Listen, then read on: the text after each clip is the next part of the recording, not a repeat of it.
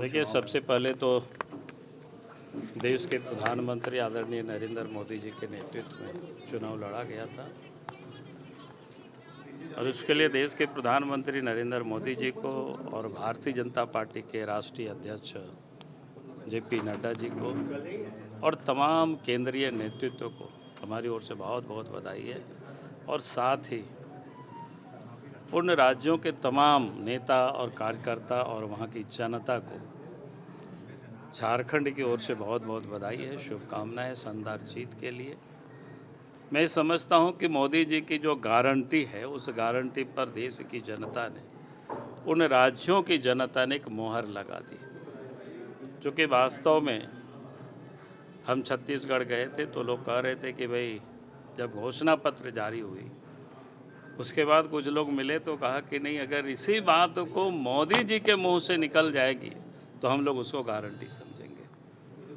तो स्वाभाविक है, जो देश के प्रधानमंत्री सभी राज्यों की उन्होंने दौरा की, वहाँ उन्होंने भाषण भी दिए और उनकी जो गारंटी है जनता को आज उनके प्रति जो विश्वास और भरोसा है उस विश्वास को लोगों ने जताया अपना वोट दे करके, और वो आज वो विजय साफ दिखता है। छत्तीसगढ़ और एमपी में आपने कई बार कैंपेनिंग भी की थी, उस समय क्या लगा? देखिए, हम लोगों का कैंपेन बहुत, वहाँ के कार्यकर्ता जो मेहनत करते हैं और हमारे जो देश के आदरणीय प्रधानमंत्री जी नरेंद्र मोदी जी, जो उनके प्रति लोगों को विश्वास, हम सब लोग तो एक कार्यकर्ता है, हम सबों को जहाँ जहाँ जिम्मेवारी मिली वहाँ गए और झारखंड से बड़ी तादाद में हमारे विधायकगण गए, सांसद गए, नेता गए, यहाँ आशा जी उपस्थित है, ये सारे लोग पूरे क्षेत्र में कई दिनों से लोगों ने कैंप कर रखे थे और उसका परिणाम खास करके झारखंड के जो कार्यकर्ता वो छत्तीसगढ़ में लोगों ने,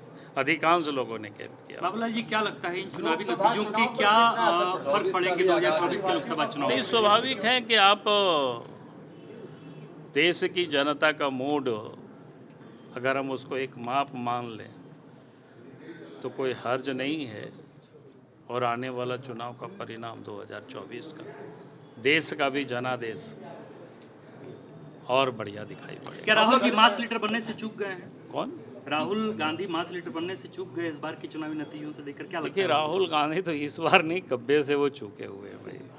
अब जो चूके हुए व्यक्ति को कांग्रेस पार्टी प्रयास कर रहा है बार बार पीछ पर लाने की, तो उनकी अपनी मामला है, उसमें से बीजेपी को कोई लेना देना। बाबूलाल जी, धनबाद जेल में घटना घटी है, अमन सिंह की हत्या हुई है, शूटआउट हुई है, जेल के अंदर में अपराधियों को गोली से देखिए, मैंने जिस ढंग से जो जानकारी मुझे मिली है, अब ये अपने आप में बड़ा चिंता का विषय है। जेल सबसे सुरक्षित जगह लोग मानते हैं, भले वो अपराधी जाते हैं, लेकिन वहाँ तक रिवाल्वर कैसे गया और उसके लिए आखिर कौन जिम्मेवार है? सिर्फ जेल के स्टाफ ही नहीं, बल्कि मैं कहूँगा कि उपायुक्त है और गृह सचिव है, ये लोग सामान्य रूप से जिम्मेवार हैं।